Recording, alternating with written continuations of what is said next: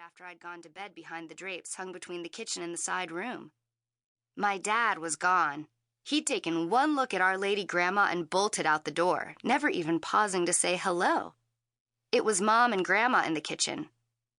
Mom was telling her how resourceful Dad was, and how he could do anything, and what a rich life we had.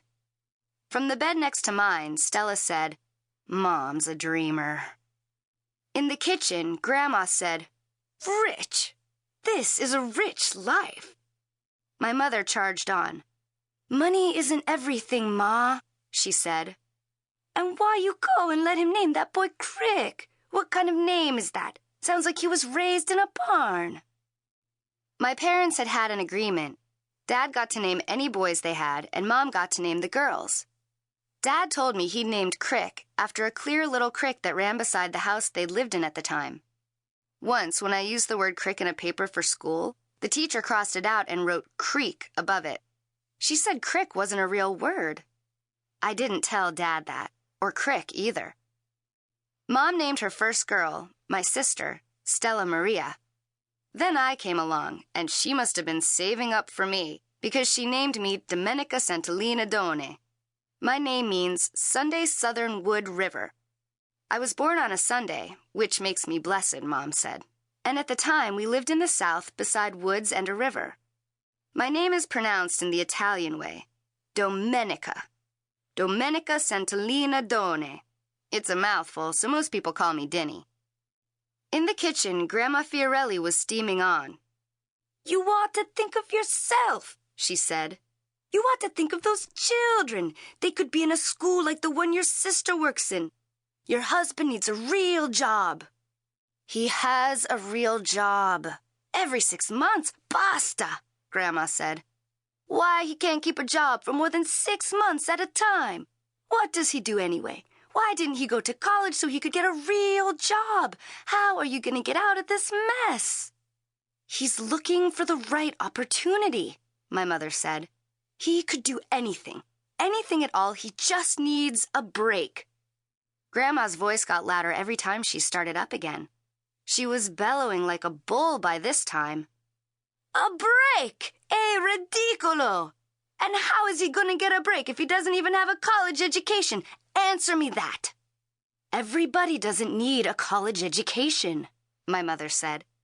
"When we come to this country, your father and I, we know not a word of English, but you kids got a college education." Stella threw a pillow at me. "Don't listen, Dinnie," she said. "Put your head under this and go to sleep." The pillow didn't drown out Grandma Fiorelli, though. She barreled on. "And what about you?" Grandma said to my mother. "There you are, a perfectly well-trained artist, and I bet you don't even have a paintbrush to your name." "I paint," my mother said. "Like what? Walls? Falling down, peeling walls? Basta! You ought to talk to your sister." The next morning, Grandma Fiorelli was gone, and so was Dad. He'd gone looking for a new place to live. He'd heard of an opportunity, he said. And so we followed him around, from opportunity to opportunity, and as we went, Crick got into more and more trouble. Crick said it wasn't his fault that every place we went he met up with people who made him do bad things. According to Crick, some boys in Oklahoma made him throw rocks at the school windows, and some boys in Oregon made him slash a tire, and some boys in Texas made him smoke a joint, and some boys in California made him burn down a barn, and some boys in New Mexico made him steal a car. Every time we moved, Dad told him, "You can start over."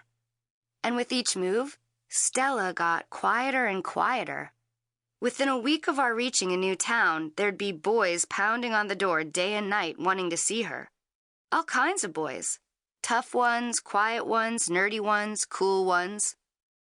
In California, when she was 16, she came home one Sunday night after having been gone all weekend with one of her girlfriends, supposedly, and said she'd gotten married. "No, you didn't," Dad said. "Okay, I didn't," she said, and went on up to bed. She told me she'd married a Marine, and she showed me a marriage certificate. The Marine was going overseas. Stella started eating and eating and eating.